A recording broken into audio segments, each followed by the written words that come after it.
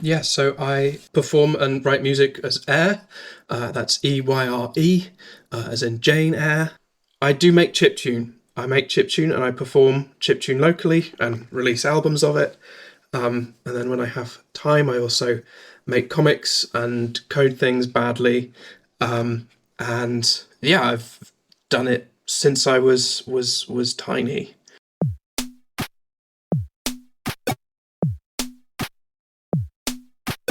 That was the voice of Eyre.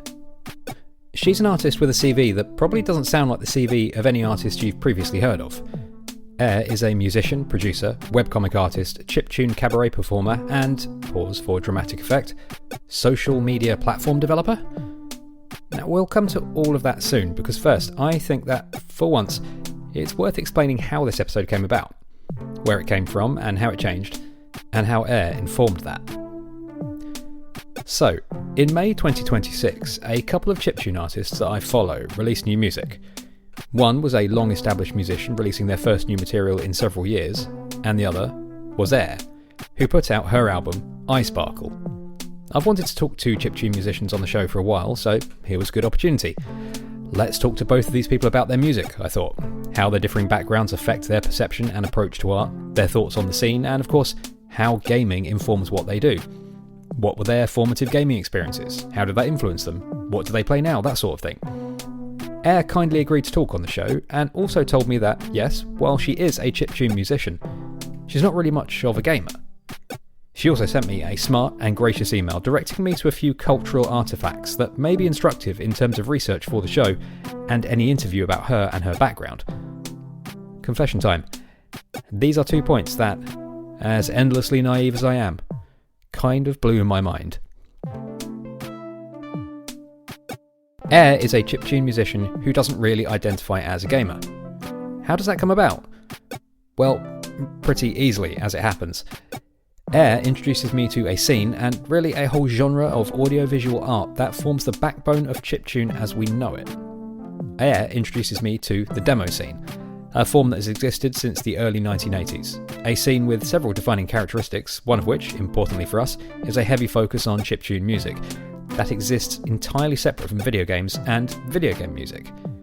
What exactly the demo scene is, we'll come to in a bit, but as a background to this conversation, in Eyre's words, game chiptune and historically piracy-adjacent chiptune, that being the sounds of the demo scene, co-evolved, intersected, merged and split, but both persist to this day. Parallel lines of the same broad sound. The form, spirit and influence of the demo scene is a high-level explainer for the existence of the many, many musicians who make chiptune music not explicitly informed by video games. And it's with that little journey down the rabbit hole that today's episode begins.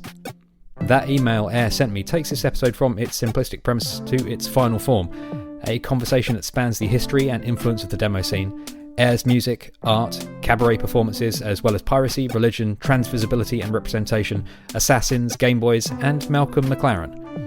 Now there is a lot here, so I need to get out of the way and let our guest speak. Enjoy the show. Hi, I'm Andrew. Welcome to Dialogue Tree. This is episode 44, New.wav. Eyre on pride, religion, and her vision of chiptune.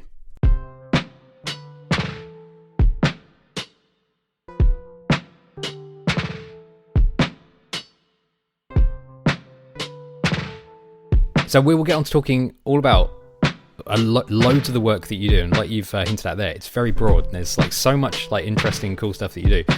But first we're going to talk about kind of the history of chiptune, like where it originally came from. And that's something that you pointed me towards. And that's something called the demo scene. And I was wondering if, to get us started, now I understand that how sprawling the history of this is, so I'm definitely not expecting like an in-depth history lesson, but I was wondering if you could tell us, like in your words, like what the demo scene is. What are we talking about when we reference it here? Yeah, sure thing. So if we think of with games and sort of organized software development as one way in which people used computers quite early on, and sort of naturally evolving alongside of that was the practice of piracy, which, you know, we're all familiar with piracy. We may be less familiar with the fact that it's actually a competitive subculture. Piracy is often done for its own sake, and not necessarily in order to break into things, or you know, to distribute software for free. But people do it for fun. And people do it in groups, and they compete with each other, and that's been the case since the beginning. And so pirates historically have placed sort of often short audiovisual presentations alongside their work, called crack intros, as a sort of a digital graffiti. If you've used maybe a keygen at some point, of course we haven't, but if you had done, you would have heard that often pirates sort of come with the pirates sort of put music on things. It's the loudest, most annoying beeping sound you ever heard, or it's really cool. There seems to be no in between. But that was sort of the beginning of this alternate stream of electronic arts and electronic art forms. And it sort of began early 1980s. I think the earliest examples of these little bits of digital graffiti may have been on the Apple II. I was looking at Wikipedia last night, I'll be honest. But really took hold on the Commodore 64 and the Commodore Amiga. And people started then to do that electronic art form without or separately from the piracy. And so you have this scene called the demo scene, where people are effectively making little animated music videos entirely out of code and procedural art. And it's completely separate, really, from gaming. It's completely separate from piracy. You've got some groups in it who are participating, who maybe also do some piracy on the side, or are somehow connected to a group of people who are pirates and share a name with them. But ultimately, there's a lot of people there who are just great artists, using a lot of the skills that a game developer would use, but ultimately for a linear, sort of quite short sort of presentation.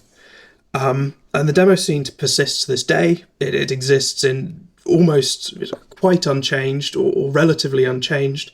I think compared to a lot of electronic art forms, it's relatively unchanged to this day. But it's perhaps chief among the crown jewels, if you will, of the early electronic art forms that I've seen referred to in a couple of different places as the proto-internet. The sort of the social networks that existed before the internet, most often over postal mail and more conventional or traditional communication methods. And you've got things like disc mags, so floppy disk based magazines, distributed that way, as well as text files, text art forms. So ASCII art is quite famous. PETSCII art using the Commodore character set is less famous, but really gorgeous. Chiptune as well, all sit alongside the demo scene as this collection of very do-it-yourself, very informal early electronic art forms that weren't part of that video game or organized software development effort, but did shape a lot of what we know of as computing today, kind of if you know where to look. Once you spot the demo scene in places, or you spot the design patterns common to their tools, you start to see them everywhere. But it's only if you sort of know where you're looking, if that makes sense. So these scenes all have a few characteristics and almost like sets of rules that are common to them. And again, these sets of rules persist to this day. So demos, for example, can only be released once. They have to be released at a demo party. That demo party is competitive. You can't steal any part of your demo. There's massive stigma against that. You will be disqualified. The scenes themselves are really quite isolationist. They don't seek input from outside. They don't seek attention from the general public. They don't distribute to the general public. They don't really act on social media at all. They have their own websites that date back a really long time and look like they do, because that's cool. There's also a persistent anarchist streak that many people find quite appealing, and sort of sometimes gets simplified or molded into the kind of Hollywood idea we have of hackers as being sort of really cool and underground and rebellious. And And yeah, that's totally there. Chiptune is fundamentally is an anarchist movement, an anarchist art form of sorts. But there's also a strange history there that maybe we'll get into with sort of people misunderstanding maybe what that means in practice. I'm looking at you, Malcolm McLaren. Yeah. I think your description there of it as like little 3D animated music videos is probably the best like visual sort of clue to what we're talking about here. Anyone who's seen any digital art that references 90s internet or 90s computing can probably picture what a crack intro looks like. So how did you first become aware of it? And were there any particular like works that caught your attention? Yeah, absolutely. So I found this world, I must have been about 14. And I was, at that time, I was investigating, because I would like 14 is where you are finding your own music taste, right? Yeah. I have a friend who was a psychologist who was involved in demonstrating this, actually. 13, 14 is where you develop your own music taste, and it largely sort of sets in place by the time you're sort of 18 or so. So I was investigating the composers on the game composers for like the Game Boy Advance soundtracks that I played as a kid. And I found one composer, Tom Miller. He wrote the score for Bionicle Heroes, was still active. And he was using a program called FamiTracker. I was into making electronic music already by that point. I didn't have any software or any hardware. It was, thinking back to it, really, really exhausting to learn this sort of very difficult thing with sort of no support or really anyone around me or any resources or really any sort of voice saying, this is a good thing to do. I felt like a sort of a bit out on the limb at the time. It was exhausting, but I was fascinated by electronic music anyway. And I'd never seen a tracker before, a tracker style music interface. So I learned about how they worked, and I listened to a lot of Tom Miller's work, and I enjoyed several of the example songs that came with the tracker, because trackers always come with example songs. Being included as an example song is considered a great honour. So I found one, it was my favourite one, that credited an artist called Dubmood. Now, Dubmood is a long-time member of the group Razor 1911, which is, to this day, still the oldest continuously active piracy group, I think, ever. And as a teenager, I fell in love with the aesthetics of Razor 1911's demos, and that's their crack intros and their text art, but also the things they'd gone on to. So Dubmood had a net label, still does, called Data Airlines. And early to mid 2010s, Data Airlines had this very dark, very serious, very rebellious sort of aesthetic design. It may have been Dubmood's brother, something like that. I have that in my head for some reason. But it's this gorgeous, gorgeous design that permeates like all of their early album artwork. And their album artwork to this day, and that was like crack for my teenage brain. It was amazing. I thought it was the best thing ever. So I got a flash card to run the Game Boy music tracker Little Sound DJ, which is a music tracker that runs on a Game Boy using the Game Boy's sound hardware, and that became my primary tracker. And yeah, that was me. I was hooked. I was hooked by the music. I was hooked by the design. I was hooked by the pirates and the demo makers and their attitude and their words and their crazy visuals and their beautiful spinning Tauruses. That's what stood out. Yeah, that's the thing that's kind of struck me in how you can make a music that is sort of video game adjacent, but is not necessarily inspired directly from video games. It's not like a direct line. That was kind of like my naive sort of understanding of chiptune as a genre. You touched on before about sort of the wider the wider world of the demo scene, and specifically in the demo parties. You also pointed me to this documentary from 2012, which is fantastic. It's really good. Yeah.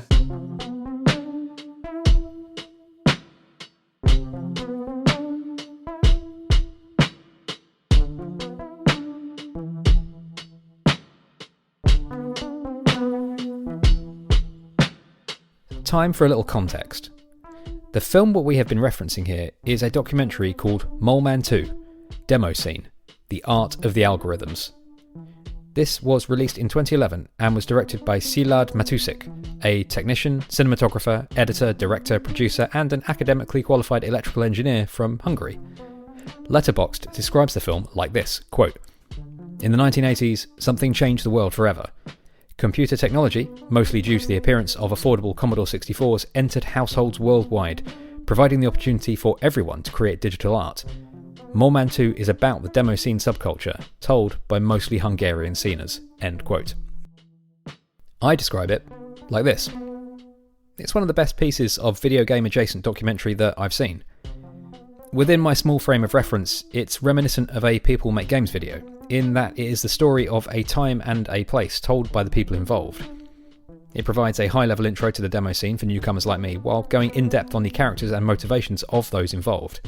It delves into the socio-economic conditions that inform the birth of the scene, in that, much like other DIY art, the demo scene in part comes about through a lack of opportunity elsewhere. It introduces the people involved and the mindset that drives them, the ingrained need to reject authority or corporate visibility wherever it is seen to impede on artistic impulses, and, of course, the desire to demonstrate one's technical skills.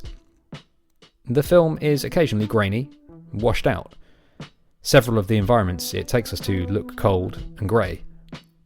With this, Mole Man 2 sometimes visually resembles a Cold War era spy film, a peek behind the Iron Curtain, but rather than a world of trenchcoats, microfilms and streetlights, the documentary is filled with a cast of quietly, staunchly independent electronic artists influenced as much by punk rock as they are by the then new technology that they are using and abusing.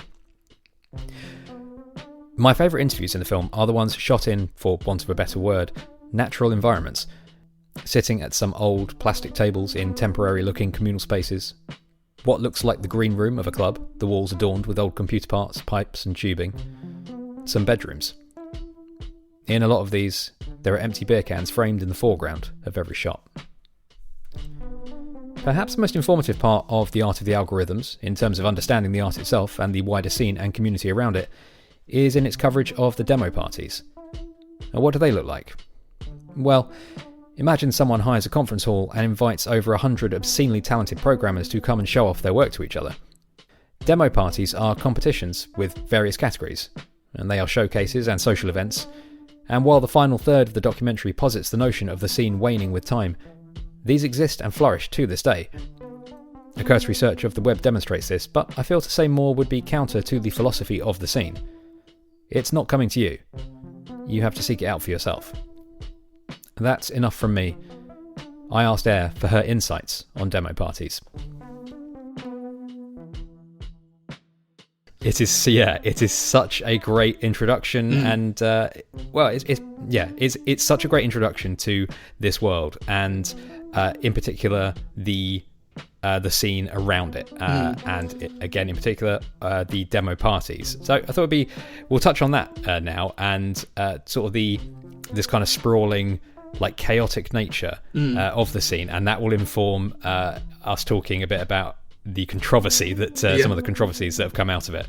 So for the listener, could you explain a little bit about what a demo party is and where they take place? Yeah, sure thing. So I need to disclaim at this point, I became obsessed with these aesthetics as a teenager. My participation to this day is still largely vicarious. But yeah, so demo parties, it's largely a European thing. Eastern Europe, Northern Europe, Germany, I think. So just off the top of my head, a series of countries have added the demo scene to their list of UNESCO World Heritage, like intangible cultural heritage lists. I think that includes France, Sweden, Germany, Finland, Poland, the Netherlands. I can't remember if there are any others. But that's still a large swathe of European nations.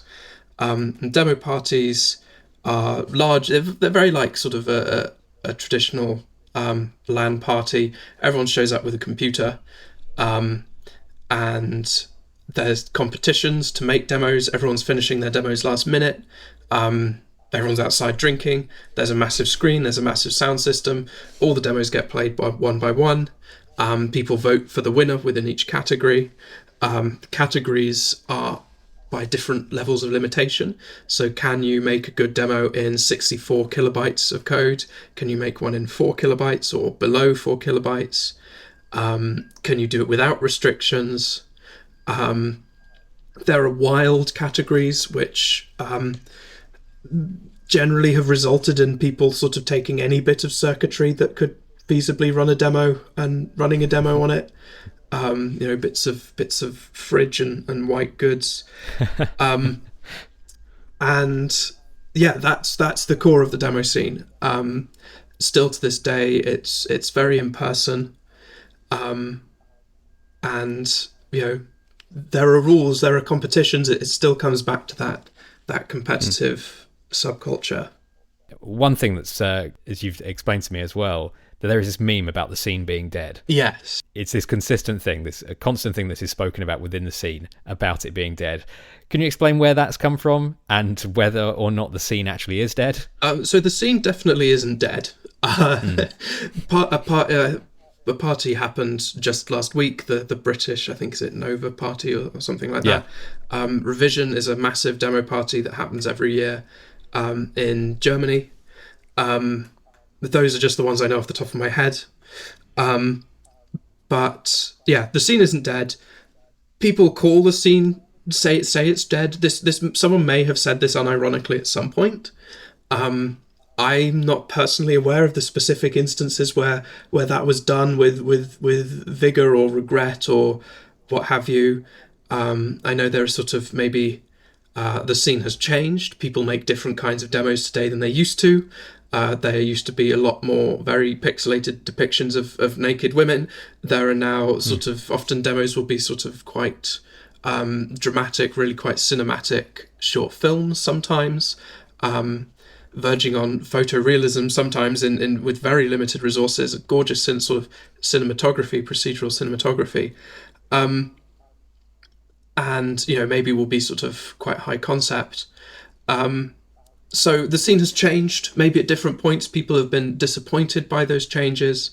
But I know the scene is dead best from the title of a dub mood song, a dub mood track, and also accompanying, probably the Razor 1911 demo came first. I just happen to have The Scene is Dead on my playlist at the moment. But it's a dub mood track, Razor 1911, whose demos always have a sort of a really nice sense of humour to them. Made a demo about the scene being dead, while also begging the audience for votes for their demo. And yeah, it persists as this meme. It comes up in the Mole Man documentary. I think it gets sort of a couple of giggles. Because obviously they're interviewing at a demo party that is quite well attended by lots of demo scene participants who are really worth speaking to and are really interesting to listen to. The documentary ends on this kind of note of existential crisis. It sort of ends at a point when computer-generated art has become the norm. And it sort of posits this question that, like, what is the demo scene now? If it's no longer the cutting edge, if it's no longer showing people something they've never seen before, like, what is it? But like you say there, it has continued to evolve while staying very much within its limitations, within its like quite insular bubble. But it still has pushed forward. I don't think being the cutting edge was a nice to have for a long time, but I don't think it was ever necessary. People are still making really, really cool things within very tight limitations. That will never not be extremely cool. Yeah. Maybe people who were really into it being the cutting edge have since moved on or were disappointed or something. But the demo scene is, as far as I can tell, sort of very much in the shape it always hoped to be and has always worked to be. Yeah. Let's talk about Malcolm McLaren. All right then.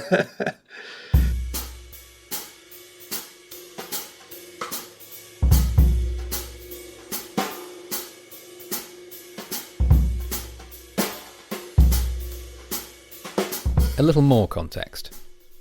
The age bracket of people who listen to niche video game podcasts about niche subjects dictates that you are probably aware of who Malcolm McLaren was, but if you're not, allow me a few more minutes of your time. Malcolm McLaren was a fashion designer, entrepreneur and music manager, and a member of that specific class of seemingly perpetually middle-aged white British male who was able to maintain almost constant media visibility and cultural prevalence throughout their lives, seemingly by virtue of being one of the loudest in the room, rather than the most interesting. He has a long, storied, and genuinely intriguing career, but is most famous for his early years, where he ran the fashion boutique Sex with Vivienne Westwood, which focused on alternative fashion and was a key early influence on the whole look and vibe of punk rock, a movement he then made his name with by becoming the manager of the Sex Pistols. He was the one who organised their boat trip down the Thames to mark the release of God Save the Queen. He was the one who got arrested and made the headlines. He took the Pistols to the States, where they promptly collapsed and accused him of withholding money from them. And those last two sentences kind of summarised McLaren's entire deal, career, and ongoing reputation. Someone who championed and pushed alternative culture, but only to his own ends. Someone who claimed to value the outsiders, while constantly positioning himself at the centre of the story. What he does forms the template for the kind of pop impresario copied by Simon Fuller and Simon Cowell, the kind of figures who, despite all evidence pointing to the fact that they shouldn't be allowed to, continue their decades-long squat over British pop culture. I give him a little more credit than I do those two. Unlike Cowell, I think McLaren did actually like music, and it would be very uncharitable to say that he didn't at least have an appreciative knowledge of art. He studied it, and produced visual art of various forms throughout his life. I think he liked art, but he just couldn't like it on its own terms. He was compelled to abuse it and monetize it, a perfect product of and spokesman for late-stage capitalism. Which brings us to his part in this story. In 2003, McLaren wrote a piece for Wired titled 8-Bit Punk, in which he described his discovery of quote-unquote chip music, meaning the chiptune scene, and extolled its virtues as the new, true alternative culture. With even a little knowledge of chiptune, it's an awkward article, full of simplistic and shallow descriptions and misconceptions, and one that generates a decent amount of ire in the chiptune community. Noted scene luminary Gwem writes an open letter to McLaren, referencing that piece and a companion he put out via The Observer, addressing his various claims and asking for a response. A response that, of course, never came. Gwem was almost certainly not a big enough fish for McLaren to concern himself with. For what it's worth, I think, much like in the rest of his career, I don't doubt that he enjoyed chip music. He did like stuff. He was constantly making stuff. But in the Observer piece, he shows his hand, which read, quote, "For the scene to go global, clearly it would have to be sexed up a bit, and Malcolm was the man to do it," end quote. Even at that later stage in his life, he still sought the validation of commercial success, unable to see the worth in art for the sake of art. Like Cowell, he prioritised the spotlight above all else. Public visibility, notoriety, fame, whatever. In the interests of balance, and so as not to speak constantly ill of the departed, I don't believe his legacy to be purely destructive. He made so many swings that law of averages dictates that there are some hits among the misses, and I encourage you to check out any biography of him you can find online. But in his dealings with the chiptune scene, well, this was one of the misses. Let's go back to Eyre to find out more. What does he have to do with all of this? So, okay. Let's make this one a little bit personal. So, as a teenager, I was all like, I'm finding this scene. I'm like, hackers are so cool and badass. I want to be just like them one day. I learned the hard way after pestering several musicians I admired over email that they don't really necessarily appreciate this take on things. So, as a young adult, I was drawn back to chiptune by the elegance of the trackers themselves. The sort of the possibilities for performance, for sharing these things with people. I was like, I learned to make music for free. I had things to break down and compositions to break down and understand for free with tools that were made for free by people who really strongly believed in that. I'm going to keep giving this time. And then I sort of found out about this whole business with Malcolm McLaren. Uh, so back in 2004, early 2000s, there was this ordeal where famous underground culture poacher Malcolm McLaren of the Sex Pistols wanted to commercialize chiptune music, and he's writing in the Observer saying it's so cool, it's so warm and analog, none of this horrible digital sounding stuff, like fuck Pro Tools, am I right, guys? And he discovered chip music. That's what really stuck out to me. Yeah. And I understand, like, this was probably pretty divisive in the scene at the time. There were people of perhaps of different perspectives. But one of the most cited sources written by the chiptune community that persists to this day is an open letter you can find online from a British chip musician called Gareth Morris, known as Gwem, who's still active to this day. And as a kid, Gwem's letter read like, "Oh my god, the hackers are too cool and too punked, even to be punks, that's so badass." But later I'm engaging with more commentary, including reflection by the chiptune academic Anders Carlson, known as Go280, who noted at that time, a little bit later on, a decade or so later on, Malcolm McLaren's influence did actually form the modern chiptune scene in a way. You can sort of see the shape of the resistance to him in what exists. And part of that was a reaffirmation of what the rules of the demo scene meant in practice for chiptune at that time. So things like the DIY attitude, you've got to learn it yourself. The learning curve is like a wall, but you've got to climb the wall. The isolationism, the expectation to be creative and not steal other people's samples or melodies or ideas, always pushing the technology, not seeking or receiving mainstream public interest necessarily.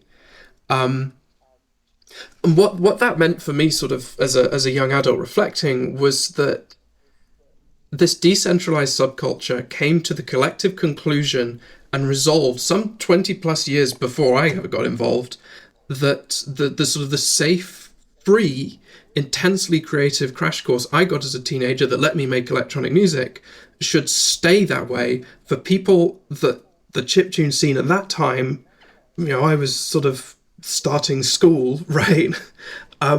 Should stay that way for people those chiptune artists didn't know and probably couldn't even imagine.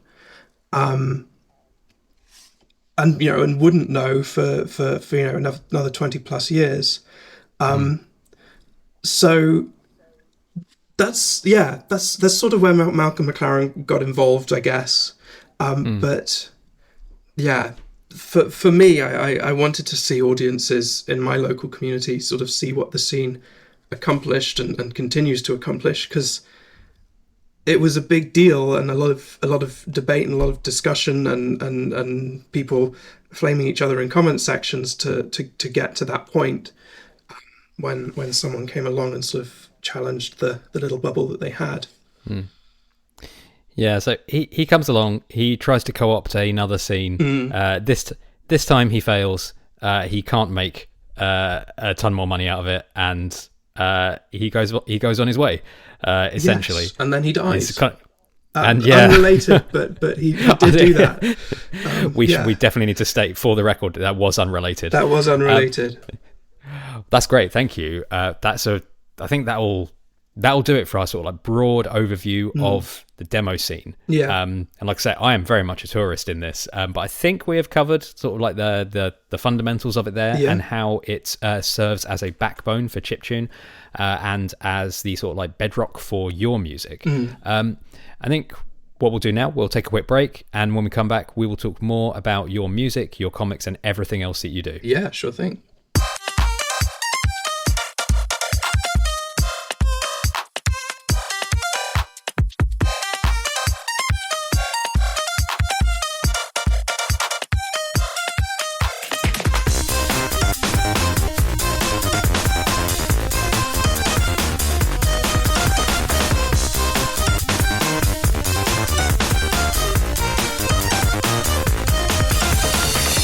We are back from the break, and I'm here with Eyre, and now we're going to talk about their work and all the music and comics and other cool stuff that they do.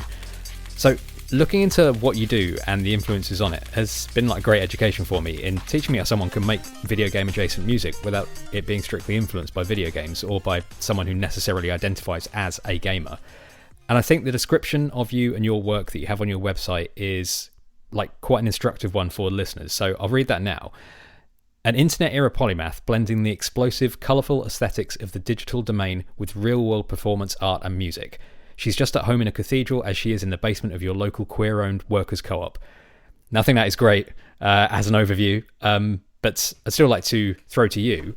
First, how would you describe your music? And do you have any reference points for it that you think would be helpful for listeners?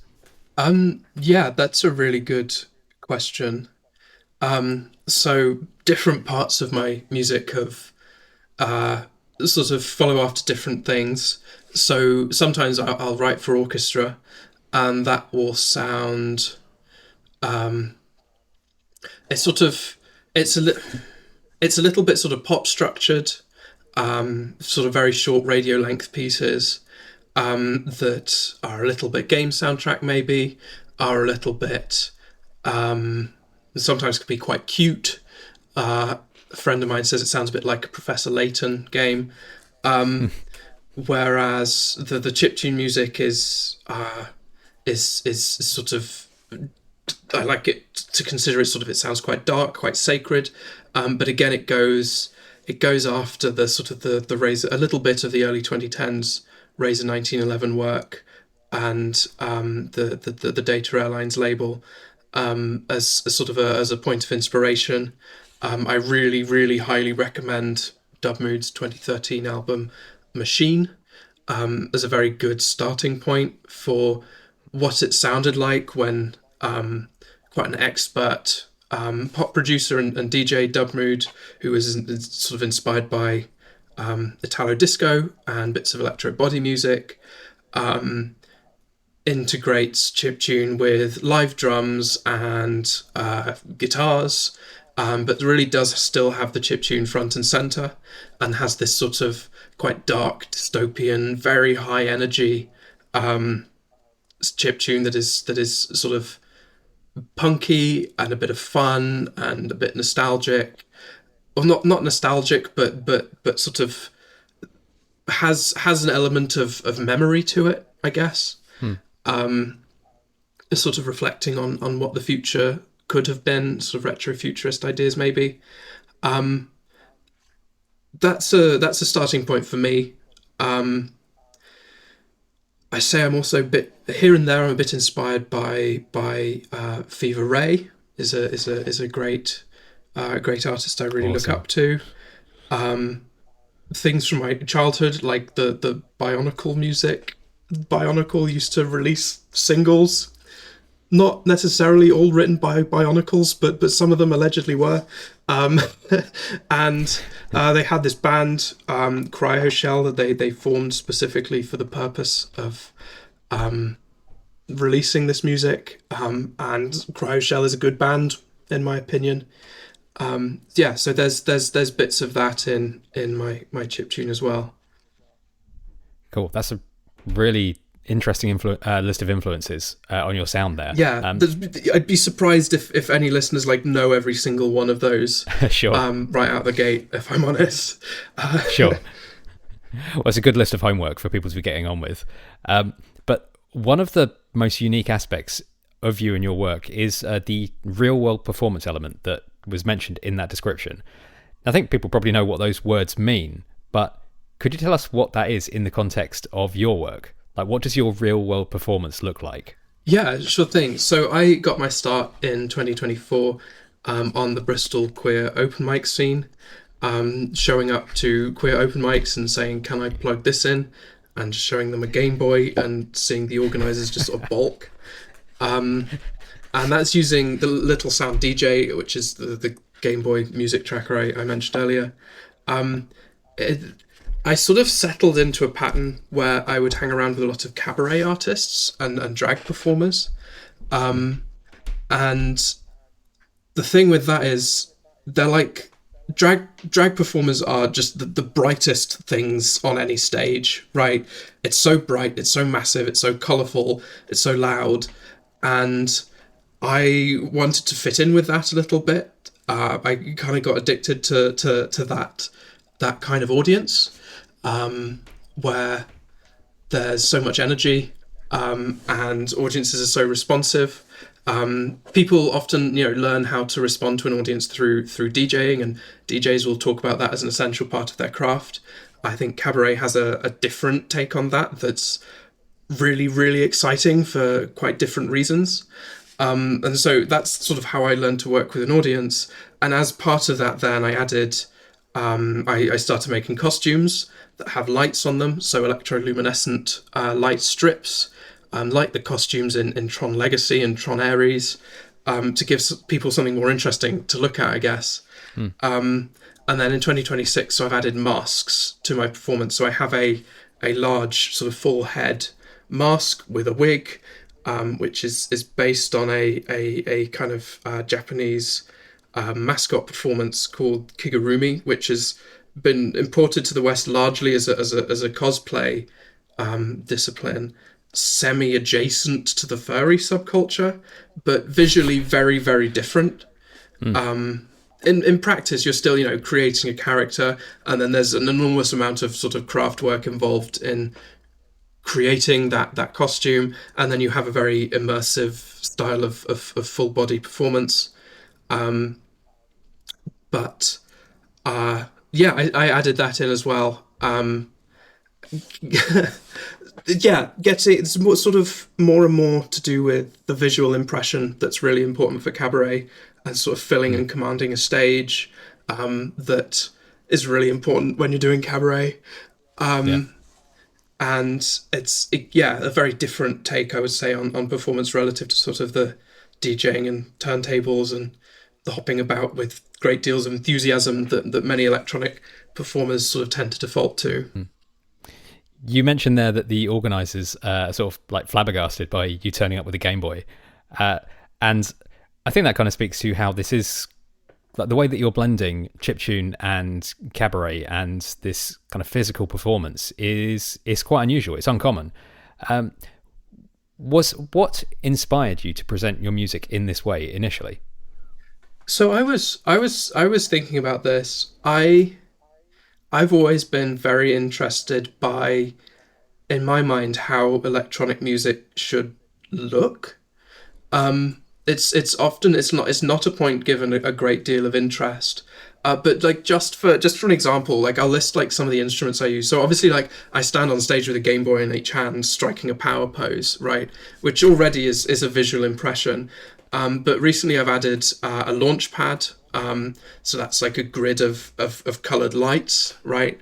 And also a vintage Casio DG20 MIDI guitar, which maybe you could Google that, or maybe picture in your head a sort of slab of corrugated iron that looks like it fell off of a spaceship, that has like a neck sticking out, and you're like, oh, I could see that, how that kind of could be a guitar. Extremely 80s, extremely sort of Japanese 80s. You see it in, I was actually talking to a guy yesterday who's busy fixing up a motorbike from the same era, and you see that in the Japanese design all the time, where they have these very slightly rounded corners.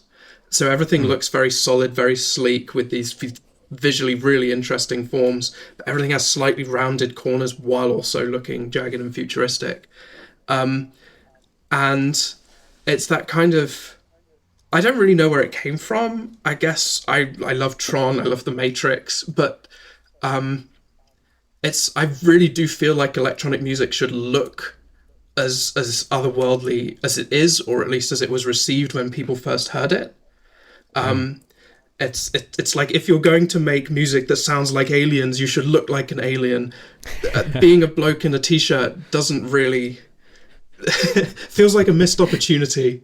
I appreciate what you're doing. I think Thank you. it's very distinctive. It's very spectacular. It's very memorable. Like you say there, it's electronic music should look the way it sounds, and I think what you do is a particularly cool way of doing that. Oh, thank you. And you've mentioned that you perform at the queer cabaret events. What other acts might you see there? Yeah, so there's a real mixture. Drag performers, so sort of the bread and butter. But then, so I was at one last night. Who do we have? We had some stand up, dance, the flow arts like hoop, circus, other musicians. Did I say clowns? May have missed out No. clowns. Okay, clowns. So my sort of happy place is Scritch Cabaret, which is a monthly queer open mic that takes place in the Old Market Assembly in Bristol. And basically, you get a 7-minute set. The tech is tight, thanks to beloved sound tech Max, but it's quite bare bones. And sometimes slots will fill up within hours of being announced, sort of several weeks in advance. It's really, really popular for pros and drag kings and queens to test new material, but you reliably always get sort of several complete newcomers to performance, which makes it really unpredictable. It's a really, really unpredictable night where you'll get sort of through like 6 to 9 acts in one go. And since I didn't know any other chiptune artists when I moved to Bristol, I kind of just went wherever would take me, and cabaret performers were delighted, which was wonderful.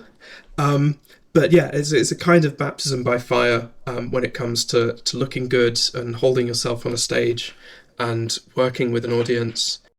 We'll talk about your new album now. It was released on May the 1st, and it's called Eyesparkle. Yeah. I think it's great. Thank you.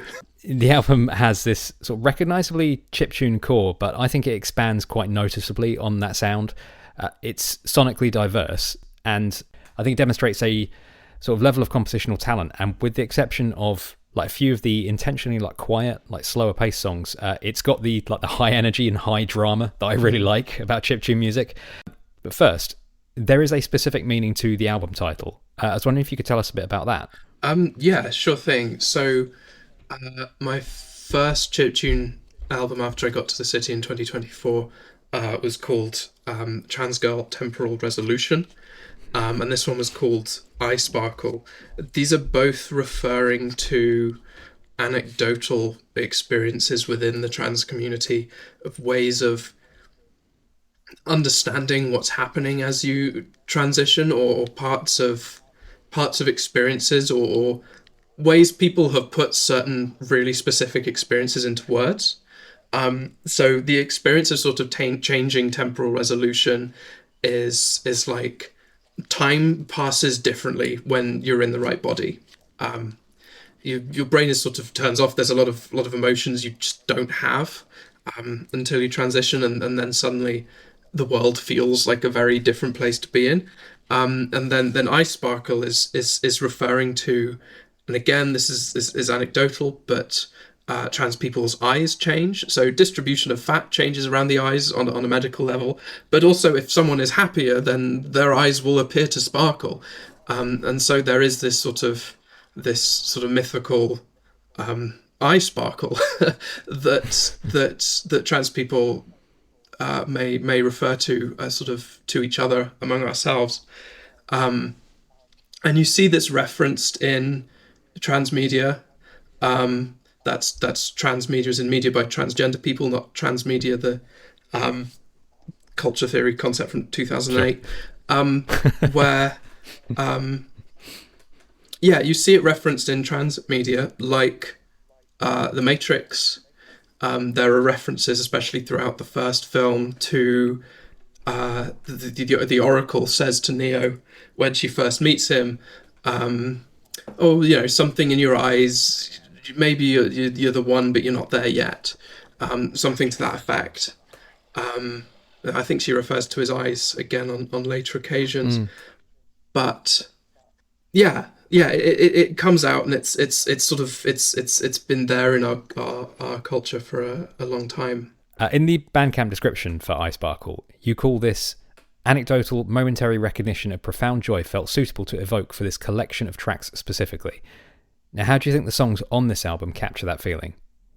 It's a good question. So, most of the tracks are references to specific moments with friends, and conversations with friends, moments we sort of had together, or things they've said. So let's see.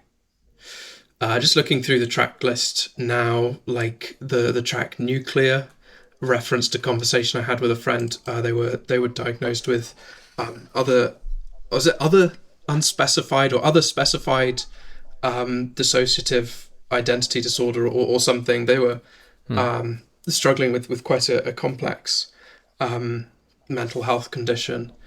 And it was sort of a song like written in reflection of like what that conversation was like. Another of the tracks, Picnic, is about girlies painting pictures in their own time, girlies sewing clothes to tear and throw aside. Girls are painting faces on the faces in their eyes. A girl's own face is changing almost all the time. That's about... So I have a very close friend called Emma, who is my housemate presently, but won't be for much longer as we're both moving out. Me and her, we arrived at the city at a similar time, so about a year apart. And we both got into performing together around the same time. And I like to draw, and Emma, for one performance, learned to sew tearaway clothes in order to do a show.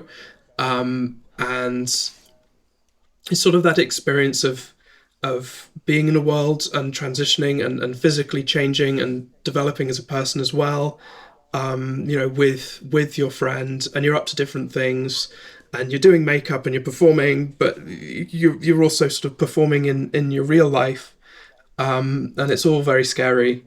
And so Eyesparkle is full of moments like that, little bits of stories. But then it's all contextualized, I would say, by sort of the beginning and the end. So the beginning of the album sort of tries to contextualize everything that comes later by alluding to the sacred and the divine, and to God, and to the God that is in art. And in performance. A couple of the songs that I really like are these kind of like straight up bangers. Yeah. And you're going to need to help me with the pronunciation of a few things coming up. I think one of them's Shame Self with no vowels, and YKS. Yeah. But I thought it might be more interesting to talk about a couple of the other specific songs on the album. There's Them Dieu, which in your words is based on a leitmotif of the same name by Oliver Messiaen from Van Regard sur l'Enfant Jesus. Yep. And that's probably not what people expect from a chiptune album. Where does that influence come from? Yeah. So, as I say, the first track is alluding to the divine. So I am a Christian. I'm a practicing Christian. I subscribe to I would say a queer Christian anarchist interpretation of the faith, whereby sort of the life of Jesus is read through the context of class struggle and sort of a metaphysical and spiritual and divine call to live in communion and community and care for each other. Without ideally without poverty, and sort of minimizing suffering, etc. And so a big emphasis for that for my faith is, I spent a long time volunteering in food banks and visiting refugee camps, and for me that's a really good thing. And yeah, Them Dieu is a song about it's about the faith, or that kind of faith, maturing into the kind of persistent urgency that's sort of always running a little bit in the background. That I'm not just sort of in the world and there are bad things and I do things about those bad things, or try and do my best, but sort of seeing the scale of the horror of the horrible things vulnerable and oppressed people go through, and realizing sort of my adjacency to and place within that, and realizing maybe in God's mind that was intentional. It's like looking at sort of a really, really big mountain and going, oh dear, I'm going to have to go up that. I might be climbing that for the rest of my life, I guess. So yeah, my faith comes out in my music sometimes, usually really quite rarely. I would say this is sort of the first and most prominent time it's done that.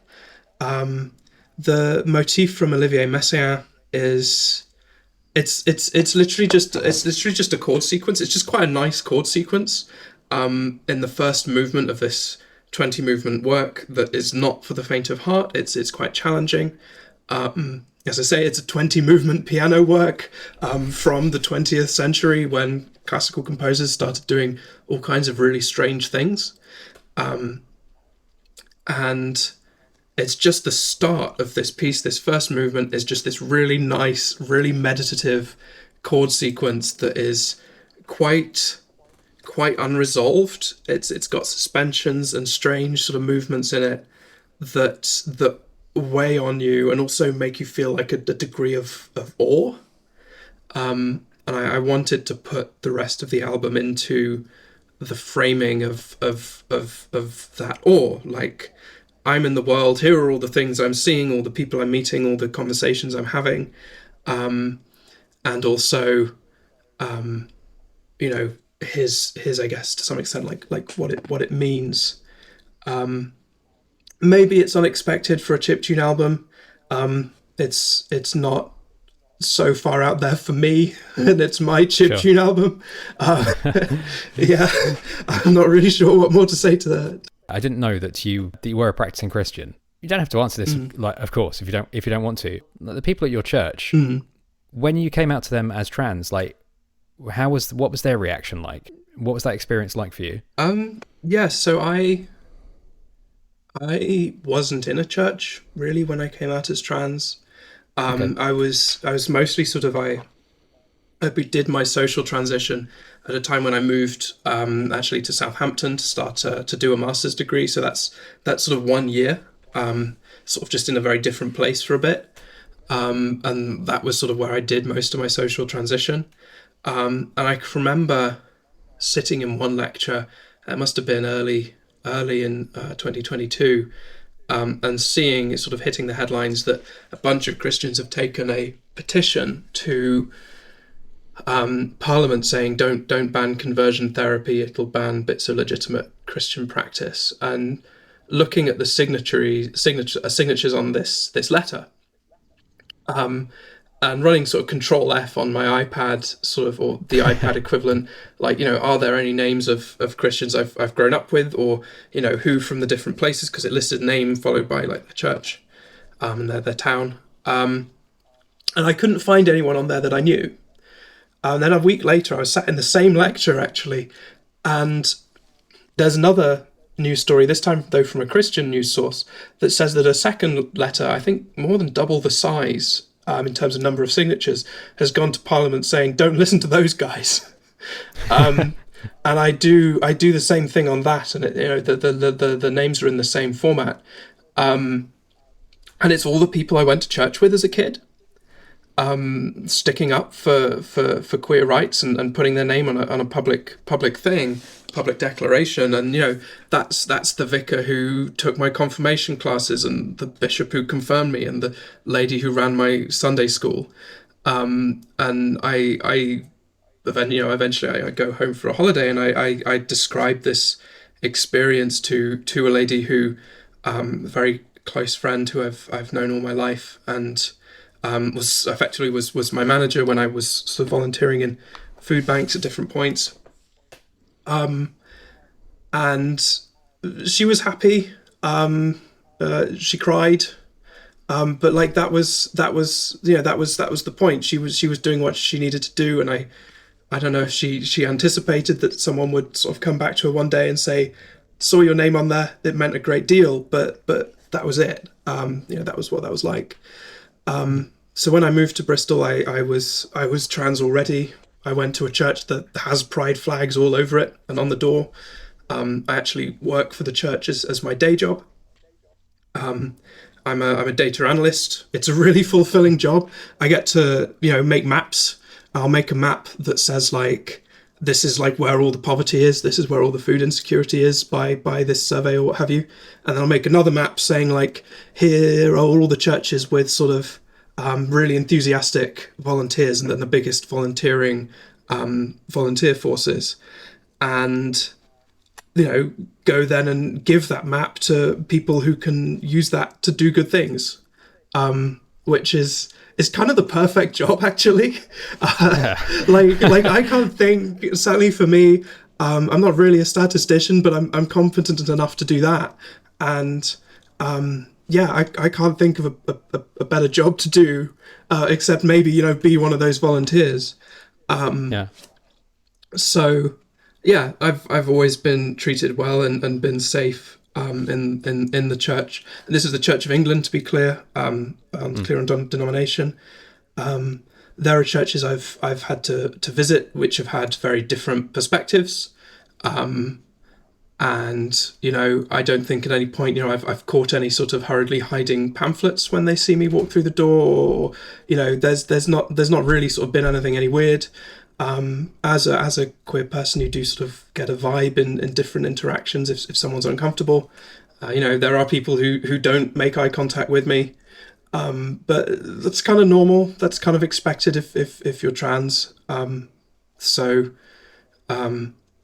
Yeah, they're just kind of ordinary, to be honest. Thank you for that. Thanks for your openness. Yeah, no worries. That's really inspiring to hear. It's really nice to hear as well. And I don't think any of the listeners will have heard sort of like a backstory quite like that. Yeah, no worries. I realise it's an odd one. That's just what makes it. It's unique. Yeah, that's what makes it more interesting, and kind of a good example of like where we are today. Just to close out with some thoughts on the album. Do you have any favourite songs on it, or any that you're most proud of?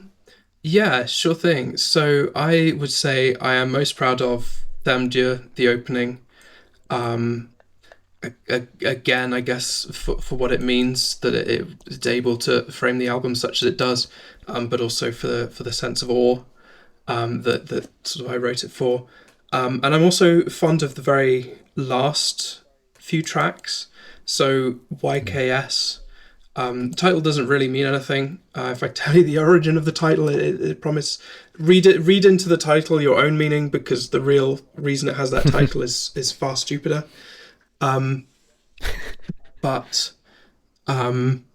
it's sort of my approach to making the album was to iterate on each track. So I wrote them initially, I planned them out, and then I went and I made chiptune versions, so I made them in the Game Boy, and I performed them a few times and iterated and changed on them a bit, and then I recorded them out of the Game Boy into the DAW, into FL Studio, and started remixing and iterating, and YKS was one of the tracks that benefited the most from the learnings of the other tracks. It was a sort of a problem child. It needed sort of several extra iterations when everything else was coming together, but I'm really happy with how it eventually came together. It's neither quite breaks or dubstep or chiptune. It sounds like someone's remixed some chiptune but couldn't quite decide what genre they wanted it to land in, and I personally think it lands in something quite nice, something quite new and fresh, and it works well as an ending.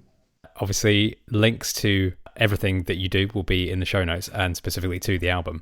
I think we'll take one last break now, and when we come back, we'll talk about some of your other work, your efforts to support trans visibility and representation, and what you are doing next. Cool.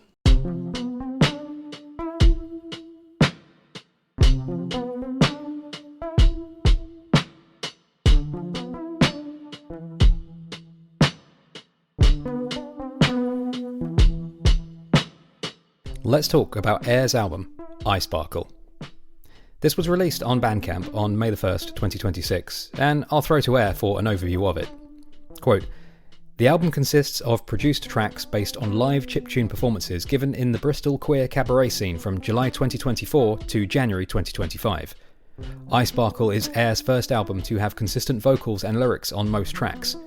the post-production of material written and recorded from Game Boys is also taken to a new level, with heavy, noisy multi-band distortions, additional instrumentation and prominent external drum programming." End quote. The album, like I mentioned in my chat with Eyre, is recognisably chiptune. The melodies are strong, the percussion buzzes and soars, and it has that feel that I can only express as dramatic, or to use an even woollier phrase, epic. Parts of this album could soundtrack any number of cinematic action sequences, and when listening and going about the mundanities of daily life, it is transportive. It puts you in a cyberpunk cityscape, probably in a chase sequence. It's busy, and it's aggressive, and I must stress, it doesn't sacrifice melody. There is a thick cloud of distortion over much of the album, a heavy rain reflecting the burden that hangs over its protagonist, a character marginalised by their environment and their society simply by virtue of being themselves. That weight is represented musically in a few ways. Overdriven synths panning around the speakers, vocals that occasionally sound screamed from inside of a broken computer, but most notably for me, in the percussion, which augments the tinny Game Boy drums you might expect, with breaks and dubstep influence that gives much of Eyesparkle a real visceral punch. It's not brittle like other chiptune. It sounds full and uncompromised, something thrown into even greater focus by the inclusion of a few pure chiptune versions of some of the songs with, quote, minimal post-processing, end quote. The contrast is striking. My favourite songs are Shame Self and YKS, probably because they most closely resemble pieces of Game Boy music, given a propulsive high-spec makeover, their lead arpeggiated lines reminding me of the soundtracks to imagined but very plausible boss fights that wipe the floor with me. I like Nuclear's very 80s interludes, keyboards and drums sounding closer to Tears for Fears than you might imagine. But then, Shame Self's waspy undercoat of fuzz acts as a reminder of the constant darkness buried beneath the surface. We shouldn't ignore the vocals on the record either. Eyre's voice, distorted and sometimes buried, are the standout element of Eyesparkle, quite literally giving it character and personality, something to attach to amongst the chaos. Lyrically, you can hear how the record is informed by the creator's experiences of trans identity. I'm not the one to talk about that, but Eyre is. So let's go back to her. Let's talk about her visual work and find out how electronic and video game adjacent art can be used to express and process those experiences.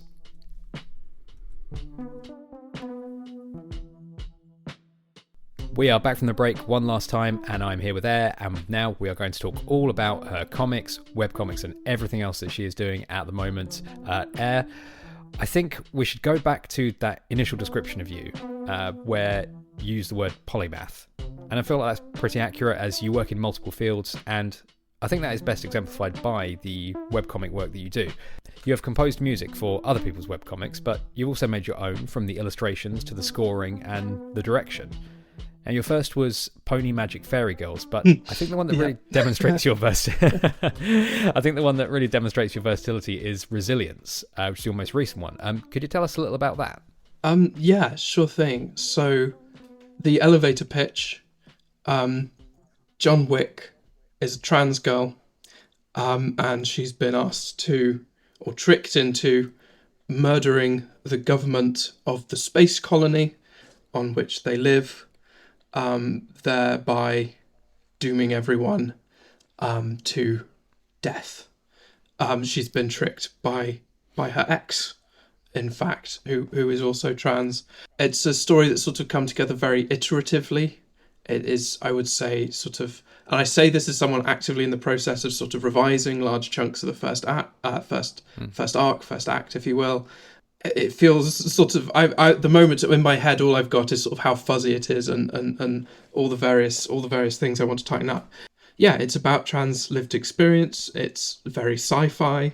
It's sort of, there's a lot of sort of unknowability and sort of distant, far off fear and threat, I suppose, and quite a sort of an oppressive society that they all live in. Yeah, and it's a motion comic, so it is on webcomic platforms, but it's also on YouTube with a score and a voice cast, and it's sort of partially animated, where sort of panels have a sort of a little bit of parallax or a little bit of sort of implied motion to them, but sort of not very much, with sort of quite long shot times. so that I could have sort of somewhere between the comic, which comics I think are read by relatively few people, whereas a sort of a video format is more accessible. Ultimately, it has sort of baked in subtitles. It has voice acting. You don't have to scroll or move a page in order to interact with it. So that's sort of how Resilience came together, and its format was primarily a consideration of me wanting to integrate my music more fully with the work, but also thinking about accessibility and what would bring comics and sort of comic formats and ideas to a wider audience. You mentioned there that Resilience explores sort of trans lived experiences, Mm-hmm. and we are talking in Pride Month, so this feels like a sort of timely and important point to explore. With this comic in particular, what did you want to show about the trans experience?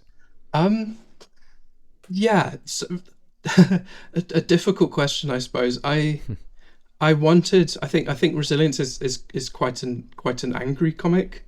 It's I have no small amount of frustration, anger myself, about sort of the treatment of trans people in our society.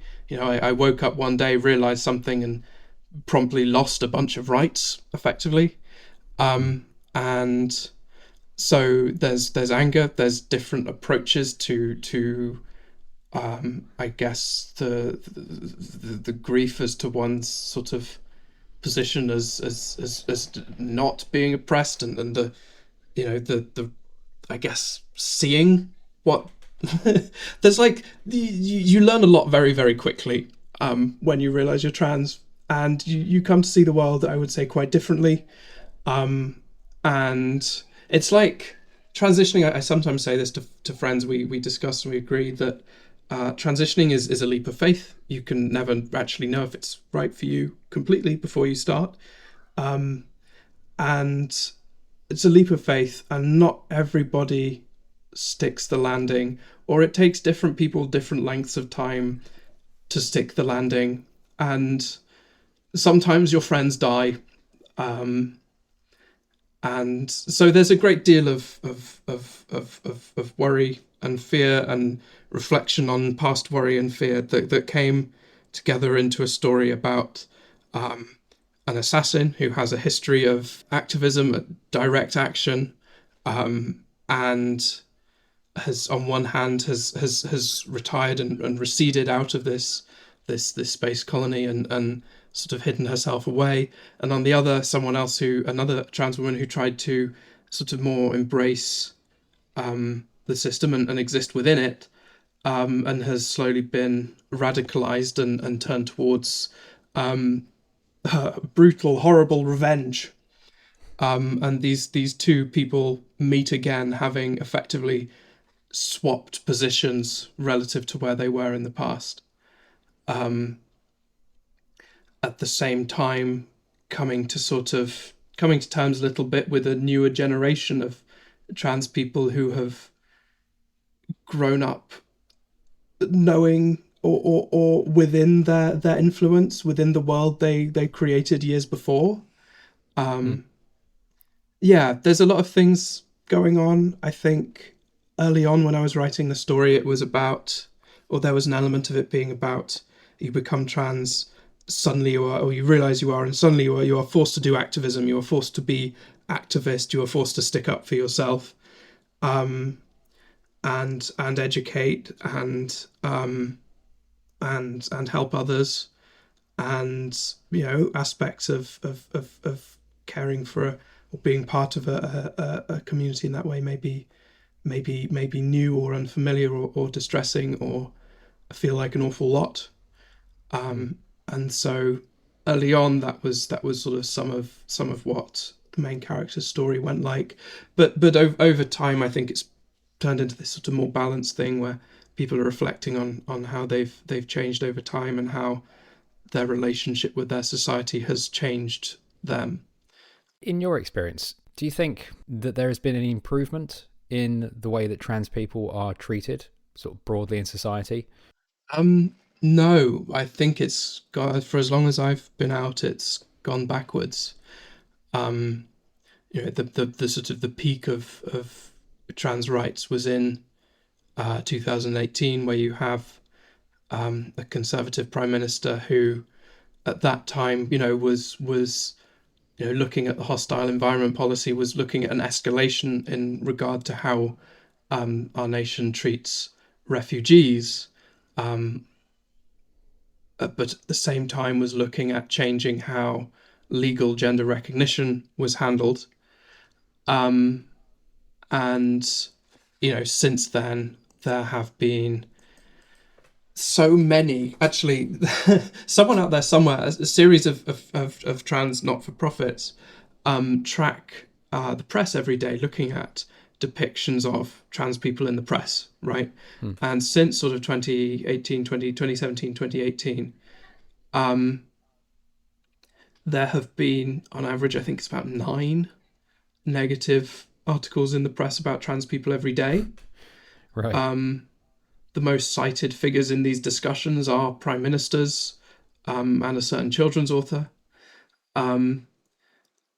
Whereas there are so many articles have been released over so many years. It escalated from 9 at different point. Nine. I have in my head's an average. I think it frequently goes much greater than that. There is one article for every 10 trans people in the country, right? During the census, I think there's sort of quarter a million of us, maybe to 500,000 of us in the country somewhere. And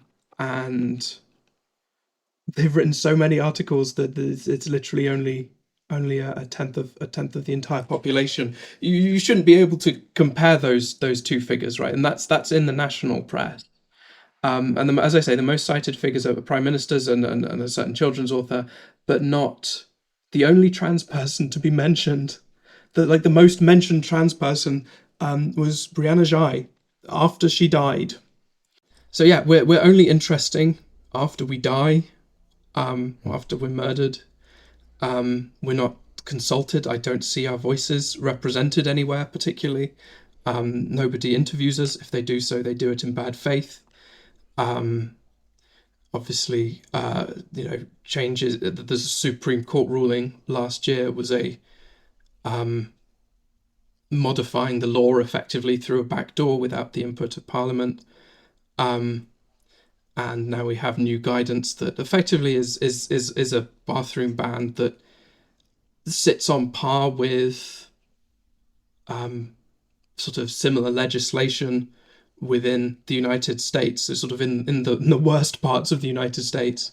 And at least, in Florida, in Texas, they had the decency to at least try and pass it as legislation and not by reinterpreting sort of existing bits of the law, sort of rather backhandedly through a astroturfed, very well-funded legal campaign. Trans people obviously will be hurt by this in great numbers, but there are several implications here. One is that Section 28, which of course criminalised talking about homosexuality for quite a time, that lasted 15 years.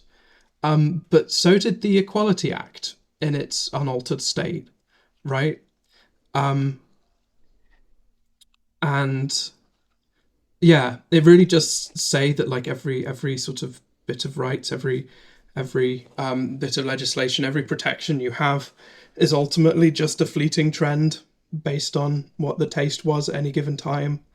I would say over the last few years, I don't have a great deal of faith in the law or in rights or in democracy anymore, because it's certainly it's never served my generation, Gen Z, but it's never it's sort of quite demonstrated at this point that our rights can be changed if you dedicate adequate funding and time.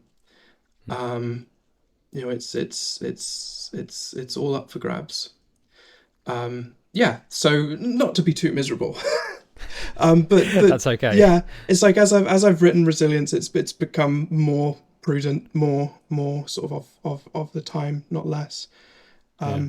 Yeah, and I've had to sort of go back and think, actually look at my plans and be like, oh, you know, she does say early on she's not going to kill people. Maybe she should kill people later on. Maybe this needs to be more radical, not less, not moderate. In the UK, we are currently under a Labour government, Yeah. which for non-UK listeners, that is nominally a sort of left-wing Mm. party, historically at least. Mm. And that is not really the way it's moved in the past sort of 30 years. Have you observed any improvements at all in the treatment of trans people under this Labour government? Improvement of trans people under this Labour government. In the treatment or at least recognition of trans people? Nothing in the government has changed or improved. I would say maybe in the spheres of public art, maybe.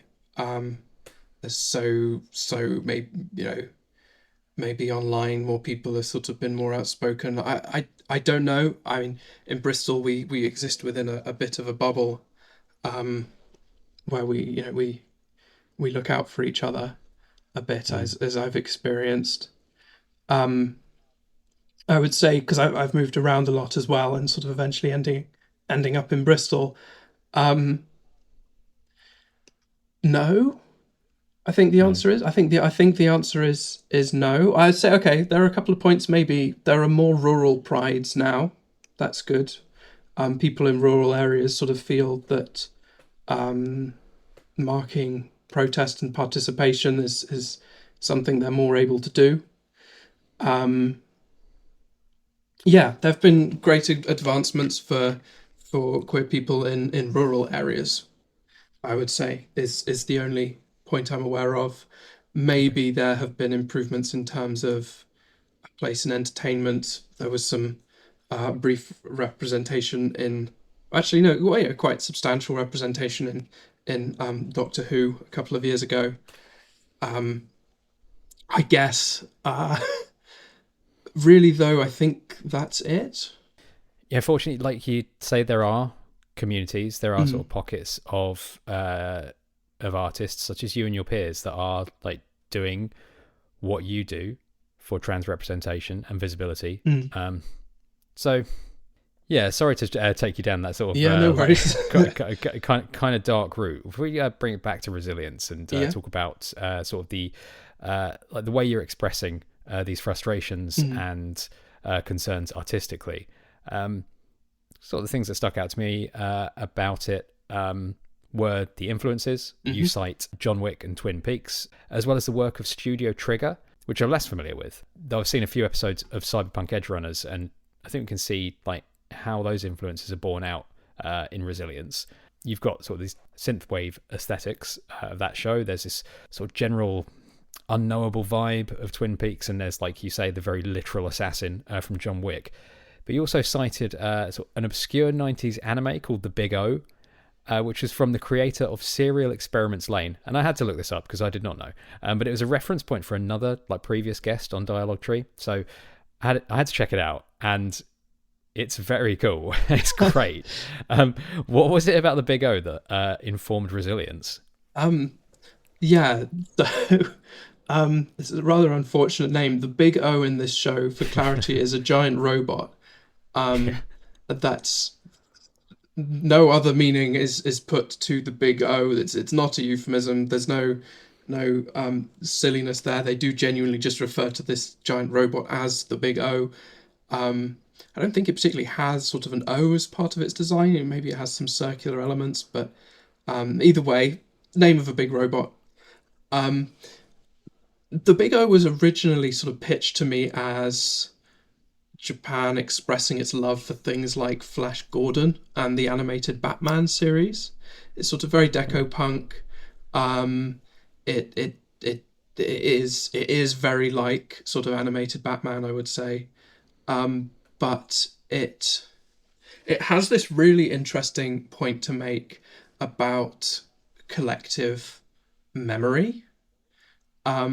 So, like, I would say something else that sort of topical that you know folks will recognise that speaks to collective memory is the recent Backrooms film, which I would say at the moment I believe is may still be topping the box office, um, and that's sort of it's talking about collective memory. It's sort of referring to nostalgia or the sort of the horror of partial memory and dread and a sort of uncanny valley.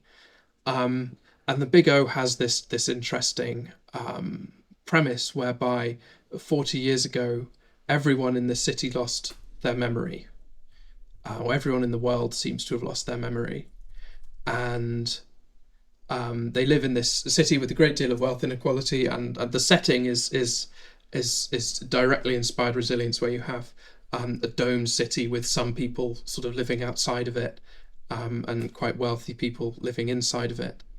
Um, and there's this constant you follow a negotiator. It includes sort of a hostage negotiator, sort of as among his roles, who also pilots a giant robot, and he sort of keeps meeting people who are tormented by this lack of collective memory, or by little bits of memories. Maybe they remember things, maybe they think they remember things, and he keeps running into it as part in his sort of day-to-day work, as sort of part of his investigations. Um, and he sort of very stoically doesn't care.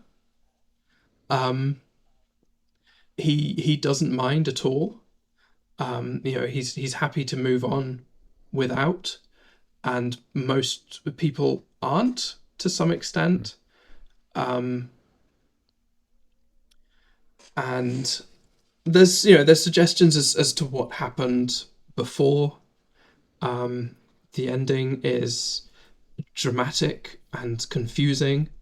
I would compare it with another giant robot show from around the same time, Evangelion, where Evangelion has a much more drawn out, much more abstract ending, whereas the Big O, similarly challenging, but in a very short space of time shows you several things that can't quite fit together, don't quite make sense, but do give you enough to quite substantially reshape a lot of what came before, if that makes sense. It redirects your attention retroactively. So, you know, Evangelion, it feels like kind of escapism, and then the characters sort of start suffering from with you know with their mental health, with the pressure, with their sort of their innate flaws and weaknesses. And then there's this strange and bizarre and challenging ending. And it recontextualizes things. Instead of being about the giant robots and the things they were fighting, it and you know what's going on with that, it was actually, you know, to some extent it was all about the characters all along. You know, that was the point. And the Big O reshapes it, but I think that's quite suitable for a show that is about memory, because by the point you get to the ending, you have only a memory of the show that existed before. It's fun. It's fun is my point. And if Evangelion is your jam, then the Big O really should be as well. It should definitely, I would recommend it. But not that I'm making any statements about how resilience will end, but I do respect how creators like Anno and also the creators of the Big O were able to rework their stories and shock you with your own preconceptions a little bit. Yeah, it's very cool, and yeah, it's very interesting to like watch some of this thing that I'd never even heard of, not been exposed to anything like quite like it before. It's not available on any sort of UK based streaming service, which is kind of in keeping with our chat about the demo scene earlier. I'll leave it up to listeners to investigate that for themselves. It is. I don't believe the copyright is enforced. All of it is up on YouTube. I believe legitimate or semi-legitimate DVDs and such are available for purchase. Nice. It might be on Amazon. No, I don't think it is. Maybe it was for a time, or maybe that was when I was living in the States. Anyway, yeah, it's all up on YouTube. Couple more questions about resilience. Yeah. How do you score? Well, how do you score resilience, or how do you score webcomics in general? Like, does the music follow the writing, or vice versa? Okay. Yeah. So, the technical term here is diegesis, right? So something that is diegetic is within the film, like say you've got a video of someone dropping a ball on a table and you hear a sort of thump sound. That's diegetic audio. Non-diegetic audio is a soundtrack. Obviously, if a string section swells while you drop a ball on a table, and that string section is not depicted, or you've got no contextual reason to believe that an orchestra is present in the scene, then that is non-diegetic audio. And you have other things like meta-diegetic audio, where so the example for that maybe would be the opening of first Guardians to of the Galaxy film, where you see the what's his face walking along, and he's got headphones in and he's listening to music, and diegetic audio maybe would be a little bit of leak from the headphones. Non-diegetic audio would be just an irrelevant score. Meta-diegetic audio is more sort of like what he's feeling, like what's actually playing through the headphones, I guess, kind of. You have other kinds of diegesis. Hyper-diegetic audio is when you're is like musicals where they break into song, right? And there's all this. It's a very interesting thing to play with, and it comes into a really unusual position when you're looking at webcomics, where comics can't have scores.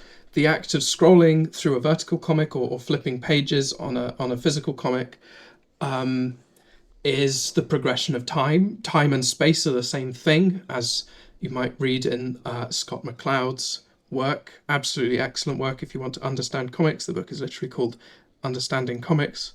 But diegesis and audio there isn't really a thing. So most of the webcomic music that I write accompanies. It also exists, or it is something additional to discover, and it is for the imagination of the reader, as they are imagining that time becomes that space becomes time within the story. They may also sort of imagine the diegesis, the relevance of pieces of music and musical cues to the thing that they're seeing. Then every now and again I have a client who comes along and says, I'm going to make an animation to sort of illustrate a bit of the comic sort of more vividly. I have one long-time client who does this for all of her fight scenes.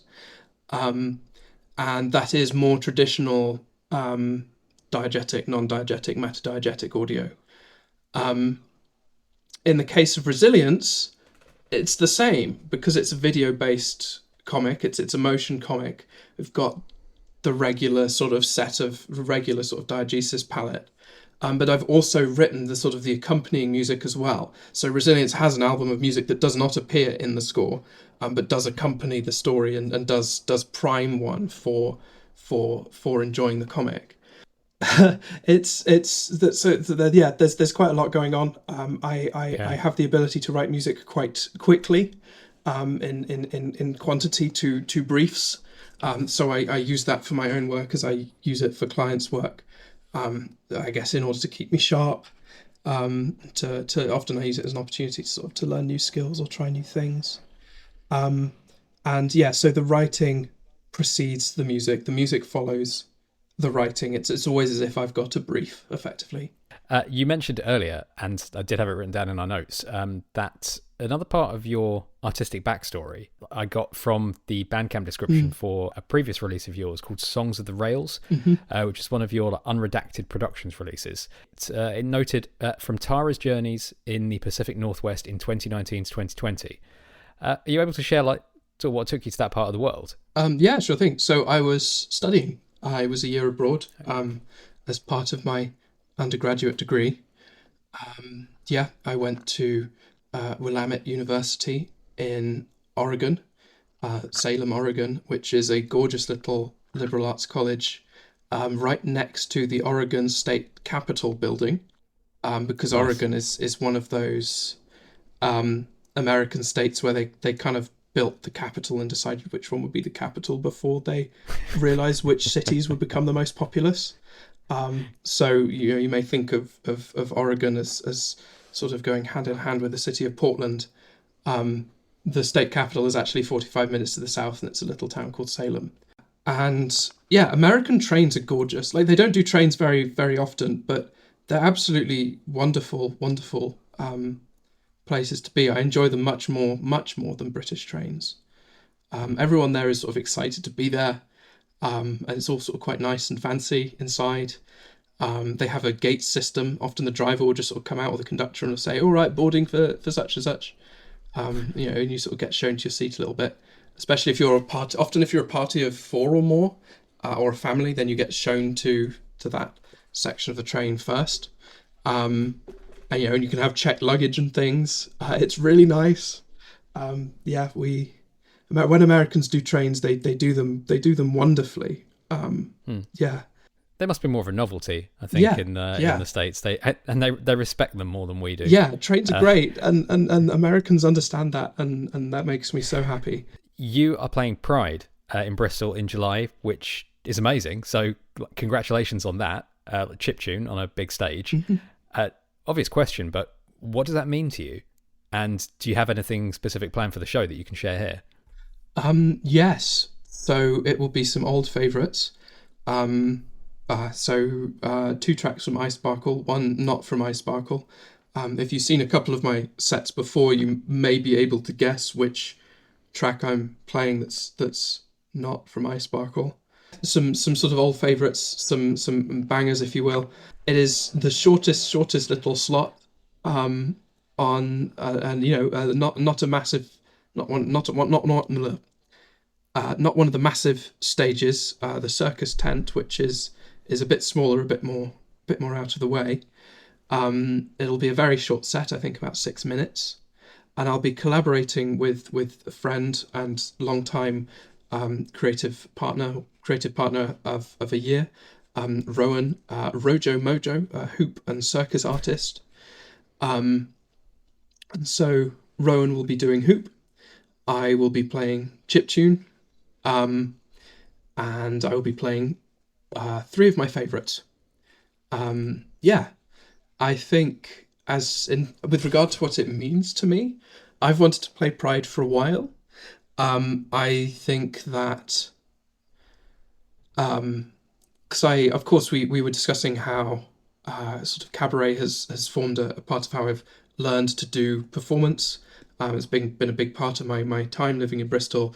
I found sort of a little while in that there's only so far you can go with a very unusual art form, sort of outside of the places that are accustomed to that art form.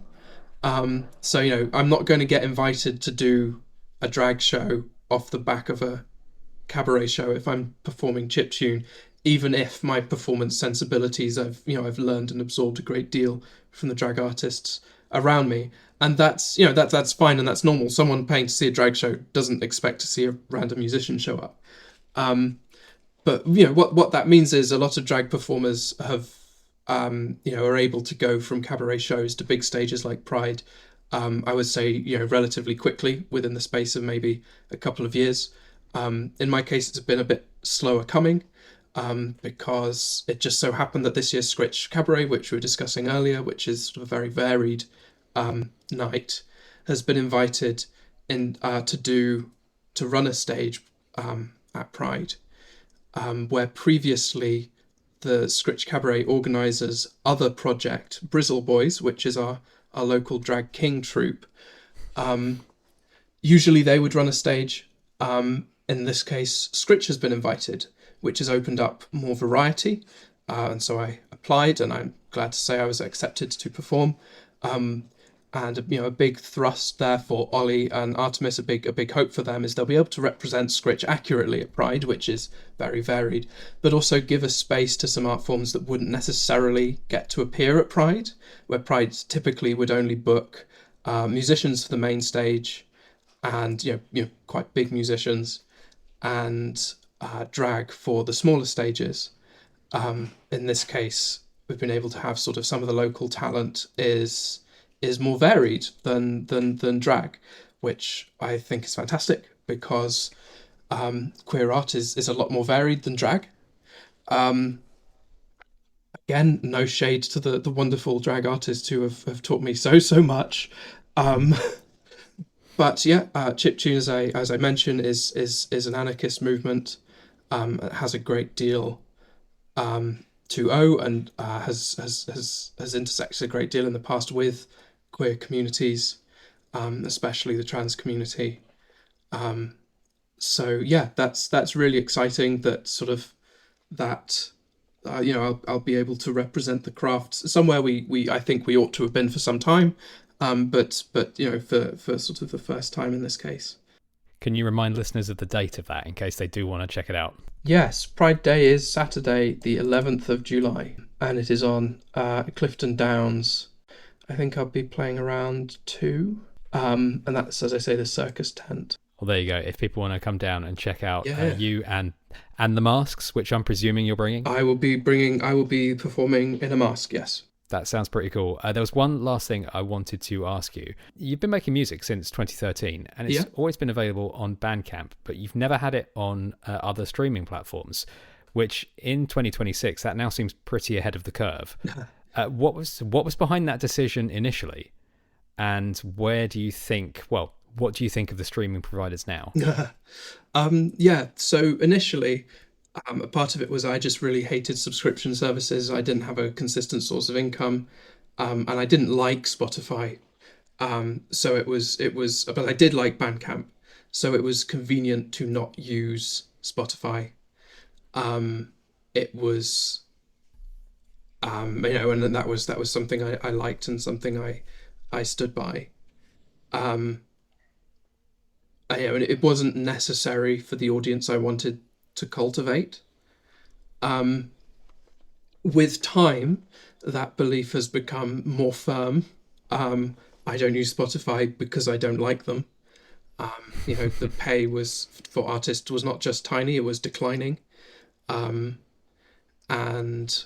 other shady practices like sort of inserting royalty-free music into sort of the longer auto-generated playlists, allegedly, ties to the mob, allegedly, in Sweden. All of these things were sort of coming out of Spotify. I could see no way these could be a concerted effort, or a deliberate effort by anyone to slander anyone else. I assumed there had to be some element of truth, and again, all the streaming services broadly were the same. I will admit, I didn't ever expect to be considered ahead of the curve. I was sort of hoping, maybe one day, someone will see through all of this and the model will fall apart and it'll be replaced by something better, and I'll sort of very tentatively be able to make my excuse and join the majority in whatever replaces Spotify. Or, maybe something with Spotify will improve, or there'll be some equivalent that I like that comes up. I didn't expect necessarily to be joined by many fellow musicians. I will say we knew about Daniel Ek's weapons investments for over a year before it sort of took off. Leaving Spotify took off. Other things, if you're looking for ways to bash them, the digital distributor services an ecosystem that acts as a middleman between musicians and services like Spotify. They've monetized their own lack of functionality by investing in these middlemen that manage their libraries for them.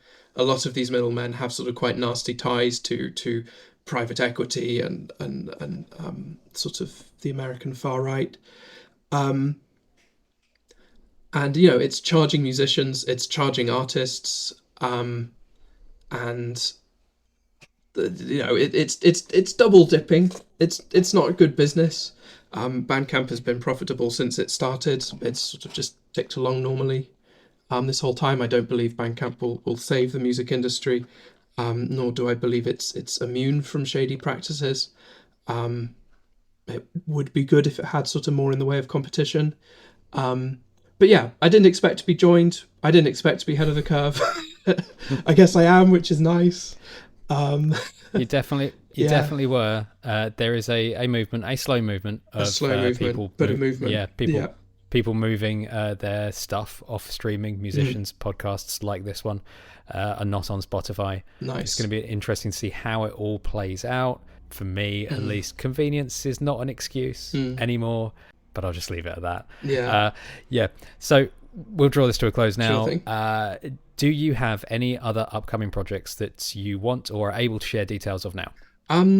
Yes. So for a little while I've been coding. I don't like Instagram. I don't like that I'm sort of reliant on it, or that the local scene is reliant on it.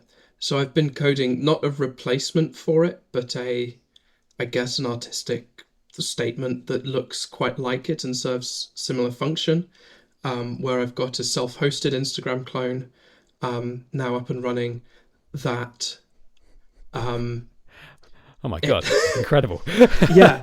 It's sort of bookended onto a procedurally generated visual novel. So a visual novel you may sort of know as like a sort of a genre of game that came from sort of Japanese dating simulators. And procedural art is in sort of the way like Minecraft worlds are generated with noise and texture algorithms and such. And I sort of you've got an Instagram post grid, and at any point you can flip some of the posts over and sort of see sort of visual novel scenes, and interact with characters and go to other places. And as you explore, you will find things that were not on the posting grid originally. So when you go back to the posting grid, suddenly there's more stuff there. And in my mind, I think sort of part of what I want from my art is to change and challenge how people discover work. I always want people to look at work and see, oh, there could be more to that. Found a comic, there's a soundtrack for you to discover. You found some music, well, there's these characters, there's this in the art. It's like there's a lore, there's a story, there's a world behind it. There's this whole scene in terms of the musical style itself, that this history you could discover. And so this sort of self-hosted Instagram clone is the distillation of that goal, where it's like you're rewarded for exploring and looking around. I have sort of so many doodles. I write music in such great quantity that I want to put it somewhere. I want to reward people with discovering it. I don't currently sort of care for sort of Patreon or what have you. It's not something I've looked at, and I don't believe really there's anyone who'd go for that if I were to offer it. So I plan to sort of to hide things for people to discover, for a way to sort of archive my work. Of course, one advantage that comes with hiding art behind character interactions is that that's really confusing if you're an AI-based web scraper. So in theory, and I've discussed with a couple of friends who have master's degrees or PhDs in AI and in this area, is that in theory, this tool, Galicia, should be able to hide the work it archives sort of most deeply from AI purely by means of its architecture, as opposed to any sort of specific deliberately designed feature. So that's a cool thing. I'm going to play with at some point in the semi-near future, cool, when I fix all the bugs. Do you have any sort of like release window in mind for that? Not really. I have a list of issues that I'm fixing. Some get red lights, some get orange lights, some get green lights. In terms of how difficult they are, I realised that it would take 2 to 3 months of concerted or deliberate effort to fix all of them.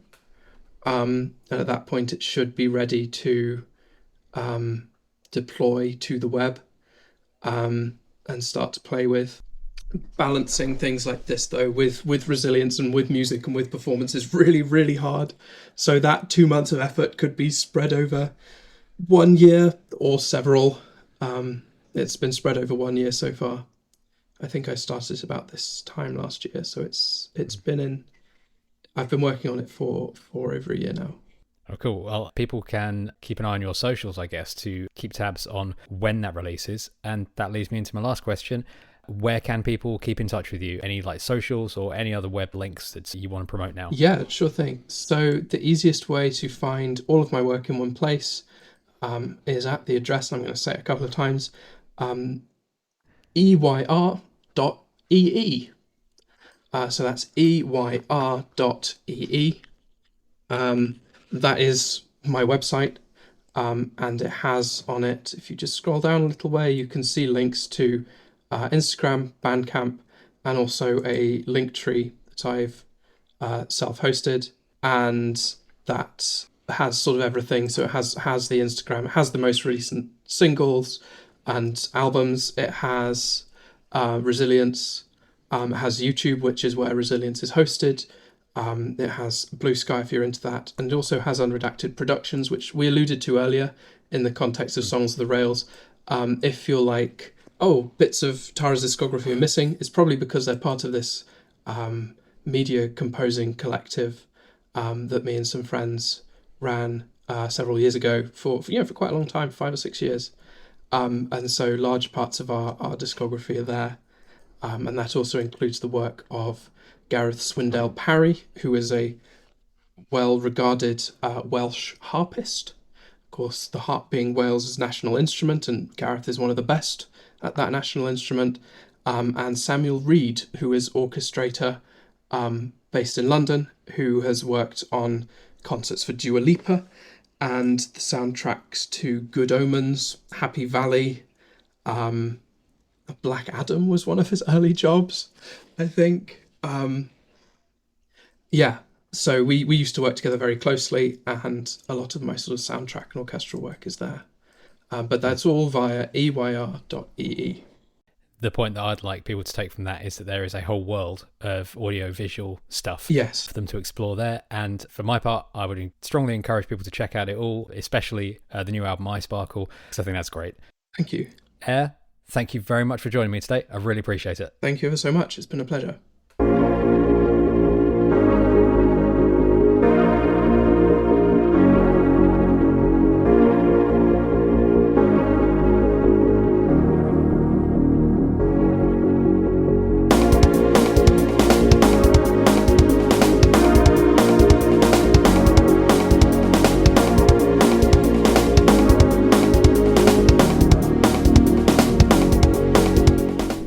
From the bedrooms and back rooms of 1980s Hungary to the pride stages of 2026 via the Wachowskis, religion, and improvisational cabaret. There are so many narratives within this one story, so many diversions and characters, so many tales to be told. My thanks to Eyre for her time and how forthcoming she was with her answers. There are better, more informed people than me to tell her story, but I appreciate having the opportunity to try. There have been no games in this episode. There doesn't need to be. This is about the world around them. How electronic art, the tools and modes of the game, can be used as a means of all manner of personal and artistic expression. The tools and modes of the game, broken apart in those Hungarian bedrooms, are now the tools and modes of culture at large. Video games, and what they inspire in people, and the technology that underpin them, have enabled a democratisation of art and expression, allowing voices that may otherwise go unheard to take a platform, to take the stage. That's where we find Eyre. One reason I like her music and work is that, like other artists who have been on the show, is that her output is a colourful collision of her various influences, philosophical and creative. The mindset of the anti-establishment agitators of the early internet, hand in hand with the varied, diverse and deep pool of the chiptune scene, mixed with a variety of other musical genres and informed by a whole world of sci-fi and cyberpunk anime and visual language and visual art, and with a unique line in improvisational cabaret performance thrown in, Eyre is evidently more than the sum of all their various parts. An independent auteur, creating a personal pocket universe, the tools and modes of the game, adapted to represent and discuss experiences and ideas from marginalised groups, and that should be marginalised no more. That's something to take pride in. Thanks for listening. In the episode description, you can find a link to the show notes, which includes details on everything we've talked about today. Some of the music you've heard on the show was by Eyre, and you can find that and her album Eyesparkle on Bandcamp. The artwork for Dialogue Tree was designed by Pixel Benny, and you can find the show online at dialoguetree.cc. Talk to you next time.